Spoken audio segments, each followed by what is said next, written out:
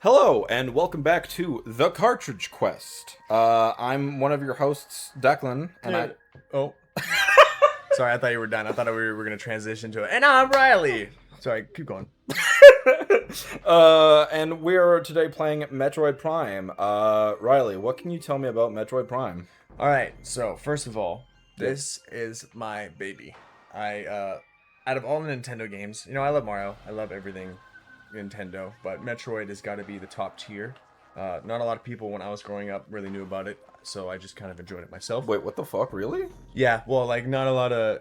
I don't want to say Metroid's like a huge thing. Like nowadays, it's known because everyone that plays Super Smash Bros. Yeah. And like Dread came out, and then all the new Metroid stuff. But from like 2012 to 2017, like around that era, like there was nothing Metroid really related that was hot because all the other games were coming out and everything. So that's a rough guesstimate. Please do not quote me on that. I was thinking back because I think you may be right. I know Metroid because like this is my copy of the game. I have it on GameCube, and so I remember playing it. I was never good at it, right? But like I just assumed everyone kind of knew of it. But yeah, no, I guess that makes sense. Anyways, Well, and like it's also because the Metroid, this in itself was like a new type of game. Like a lot of people, when they heard about Metroid being like a 3D shooter, for lack of better words, they were like, "Oh my god, this isn't gonna work." Like Metroid's known to be a 2D side scroller platformer kind of thing, right? that's where we get the name Metroidvania because of Metroid and Castlevania. Anyways, Yeah. So just a lot of people thought that a first-person Metroid really wouldn't work out, but Retro Studios really pulled through and made one of the most atmospheric adventure games I've ever played. At least for like some of these older gen consoles. And one of the things I love the most about this game is how it lets you choose what to explore and scan. So as we go through, we could go through the entire game, and Samus won't say a single word. She's not gonna start quoting some shit or like fucking say 6-7 or some bullshit like that, right? So she's not a Fortnite character. no, we gotta whip out our scan visor, and if we want to figure out what's going on in the world and like shit, we just gotta scan it. So I very much look forward to it. Some of the graphical settings for a 2002 game are insane. Like there's some visor effects, like rain hitting the helmet, like when an explosion happens, like if you notice that you can see Samus's eyes like reflect. And the whole plot of the first game is we are checking out a distress beacon or something. I think is what that just said. I wasn't really paying attention, but I thought you said this game was your baby. How do you not know the plot of your baby? because I don't pay attention to my baby. Child neglect from Metroid, Jesus. But no, we've been sent to check out this space frigate for some reason because I was too busy yapping. Well, because there's a distress signal above Talon 4. I'm pretty sure because I'm pretty sure this is a galactic. Or no, this isn't a galactic federation. This is a space pirate ship. This is a space pirate, yeah. Yeah, and that is the main enemy of this game. Are these like intergalactic fucking, I don't want to say parasites, but they're this just race of beings that is all about colonization, destruction, and absorption, and everything. Being pirates, Yeah. as the name implies. So. See, there you go. You figured it out. I know context, and because I never really played this game that much. Samus has a Metroid suit. Is that how that works? So there's through the games, like some of the older games like Metroid Fusion and NES Metroid and stuff like that, it kind of varies. I didn't play those games as much, so I'm not going to tell you what the canonical perfect, all the fans agree this is the best, whatever. What I'm going to say is in Metroid Prime, what we have is a Chozo suit. And what the Chozo are is pretty much, if you've played Halo, which I know you haven't, it's pretty much like this ancient race of beings that, oh man, I'm not on the Switch anymore. I don't have motion controls. I gotta remember that. It's this ancient race of beings that were super technologically advanced, and they just were amazing, but they ended up being wiped out. And as we go through the game, we're gonna find out what wiped them out.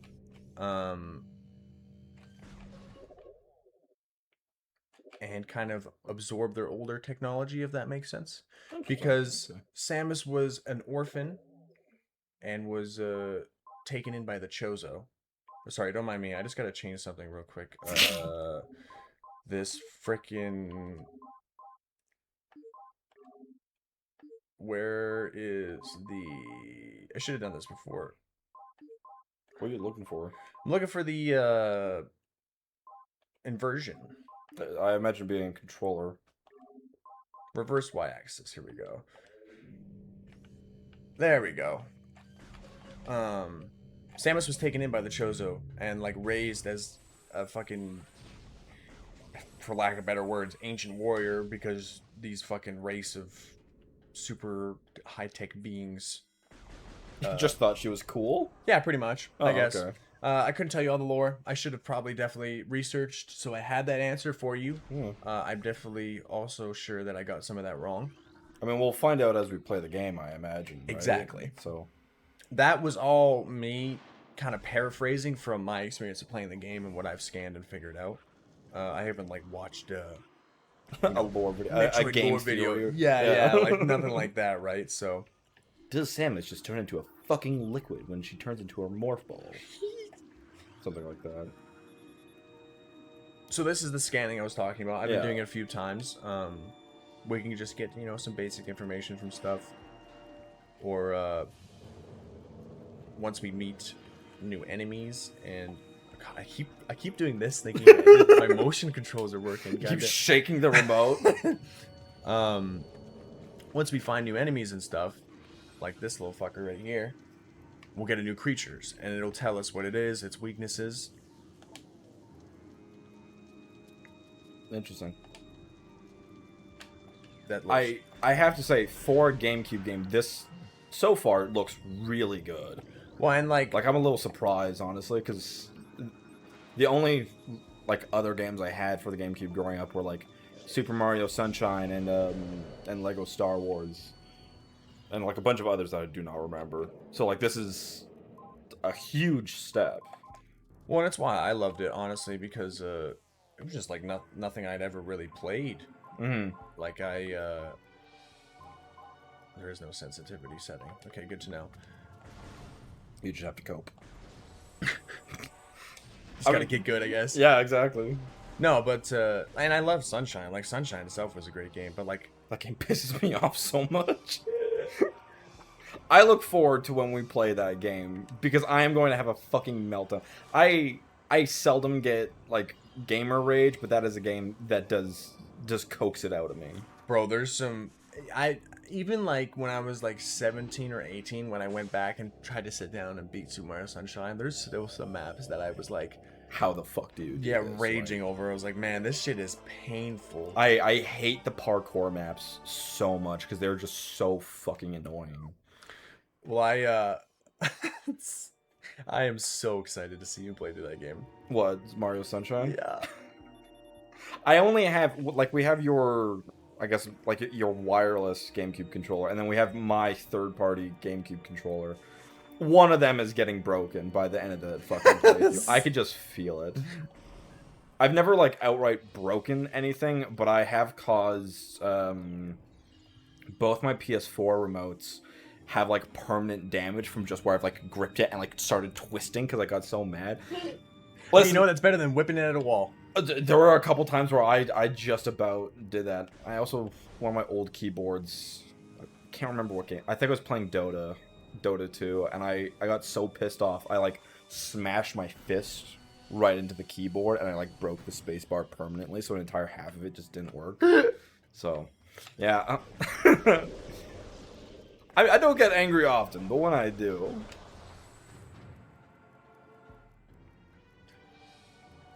So, previously we just found the map room, which gave us access to all this shit. Let's get all that out of there. Pretty much, as you can tell on the left, we got all these different colors are just going to be different colored doors for different color weapons we find. So we're not even fucking worrying about that right now. And the rest is pretty self-explanatory. So we're just going to keep on trucking through. I am not going to be going for. 100% completion. No, I'm gonna be grabbing the items that are easy to get along the way. Because in Metroid Prime, I don't want to say there's a lot of backtracking, but as you're going through areas, eventually there's stuff you. Um, Holy shit, look at those fucking strafes. What? Fucking when I played through it, I was like having difficulties figuring out which way to go, like how to look and shit. And here you are just like jumping around like it's no big deal. I like this game a lot. I can fucking tell. As we go through the different areas, there's going to be different abilities and upgrades we have to use to get through certain spots, like whether that be a different type of beam weapon, or like a grapple beam, or like whatever. I know you said beam, but I thought you said like bean. The beam weapons. The bean weapons. You got you got the legumes. You got the kidney beans. Kidney beans. Now you're making your way just fucking through this. Holy shit. Yeah. You don't fuck around. No. I told you, bro. This game. This is the only game I've ever practiced speedrunning, and I wasn't like doing all the glitches and all that shit. It was just like, man, how fast? Because I love this game so much, how fast can I beat it? Type shit.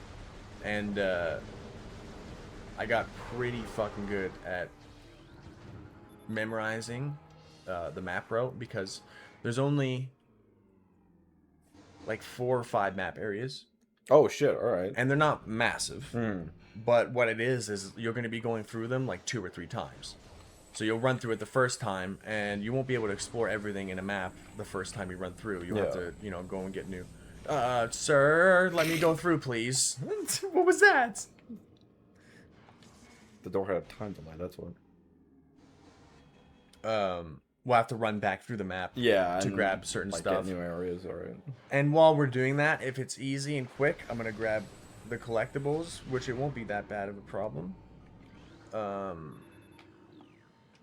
I'm so confident I'm not even gonna save here. Shit, really? Yeah. Fuck. I'm gonna show you one of the favorite things I learned early on in this game to deal with this boss.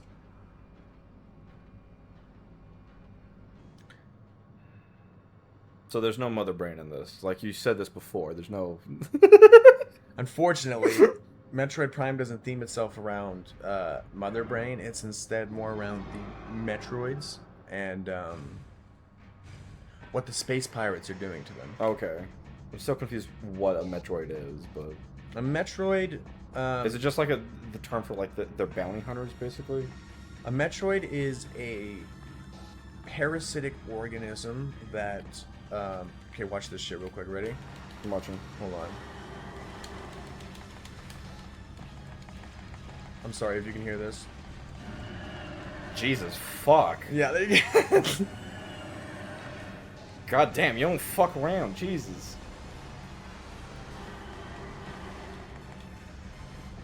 You were fucking spamming that. Holy shit, you got it done already? Yeah.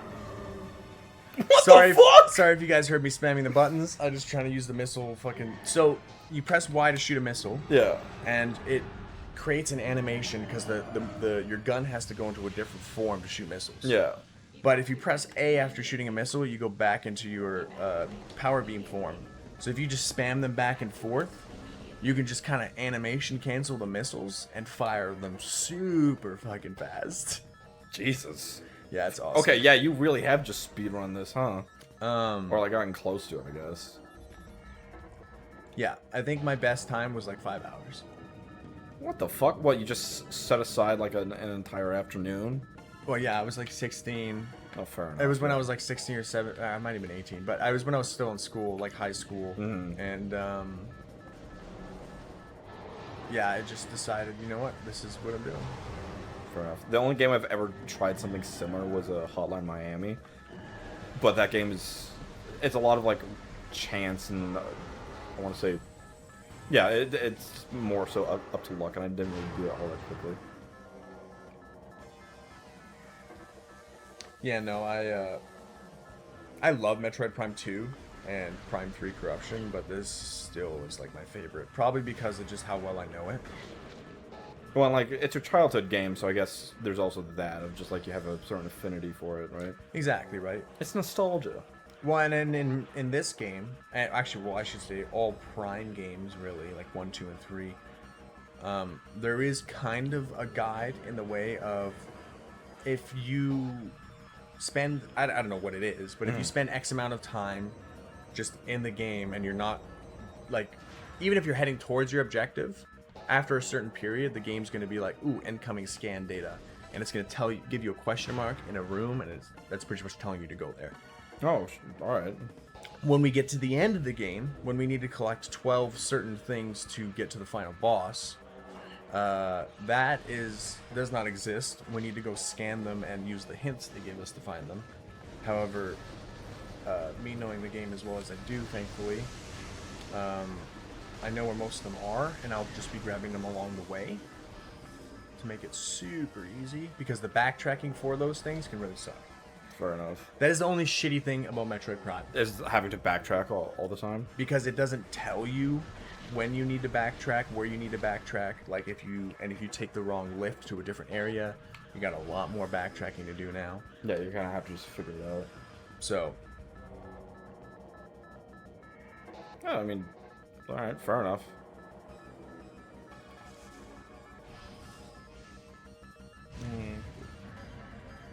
Oh, yeah, I remember this area. big boy pipe. Let me in. Let me in! Let me in! Let me in! Release me! Don't leave me here! Michael! Oh, Michael! You know, I love Five Nights at Freddy's. Like, even when it was coming out, I was a huge fan of it. I was not fond of it the longer the series stayed around and the more they added to it. Because when it was just something simple of just like, ooh, ghosts, ooh, weird animatronics, there's murder, I think that was good. But now it's like, there's been like 1,500 murders, there's millions of dead kids, there's liquid ghost metal. That's where I've started to draw the line. That's a little too much for me. Which I haven't even seen the second movie. Oh yeah, I saw the He-Man movie yesterday. I was gonna ask you, yeah, how was it? Please don't tell me they botched it. No, it was a fun, dumb movie. There were so many like aura and hype moments in it where I was like, oh wow, this is cool. This is awesome. Was it like the greatest piece of art I've ever encountered? No, no way. Was it a bit of a toy commercial? Yeah, a little bit, but it was also just kind of, it was just fun. For me, at least. I know my dad, because he grew up with He-Man. Like, there were a lot of, like, different references that my dad would, like, kind of point and laugh at, and kind of go, oh, that's funny because of this or whatever, right? But, yeah, on the whole, I don't know. If you want to see it, see it. But I'm not going to sit here and say that it's a new Citizen Kane sort of deal. Honestly, if it's worth the money, then I'm down. Like, if it's worth the $20 for the ticket or whatever the hell, like, I think so. I'll pay it and watch it. I think so, because it's 2 hours of just kind of dumb fun, right? With like occasional moments where I'm like, oh, this is cool. This is giving me ideas for D&D, right? Yeah. So, are you done the tutorial already? Yeah. So we just ran into Meta Ridley. It's only been fucking 20 minutes, like less than 20 minutes. This took me 40 last time. What the fuck? God damn it. All right. I mean, shit. So yeah, the pterodactyl was Ridley. Was Ridley. Yeah. Yeah. So Ridley, from when I was playing the other day, like I was scanning shit the other day when I was playing, and there's like Ridley's in Smash, but not Waluigi. Go on. Waluigi isn't in Smash, but fucking Ridley is? What's his fucking skinny, lanky ass gonna do? Commit tax evasion. That's one of his best moves. You got, you know, Wario, who's just like tries to bite people and fart on people, and then there's Waluigi, who just harasses people with a like Luigi has his like ghost sucking vacuum thing, and then you have Waluigi, who just has a regular old vacuum. He doesn't even use it to suck on people. He just beats the shit out of them with it. I'd pay for that. Or, you know, because he showed up the first time in Mario Tennis. Fuck it, like let him have a tennis racket. Can you tell that I'm passionate about Waluigi? Yes. Anyways, Ridley is Samus's nemesis. Across the games, we've faced them a few times, and pretty much the Space Pirates. I can't remember if Ridley was created by the Space Pirates or not, but what they've done in this game, But he's a fucking pterodactyl. How do you create a pterodactyl? the Space Pirates are very smart. Oh, Like, okay. Even though I've said, like, they have scientists level of, like, they have a society. Oh, I just assumed that they were just like bandits and raiders. Yeah, was also humanity's assumption and why they probably got fucking wiped. But no, they have like science teams, and as you'll find out when we get deeper into the maps here, like they're experimenting they're experimenting with what killed the Chozo. The Chozo. I'll just say that. All right. And we'll find out later along what that is. And we'll also find that out next time on the Cartridge Quest.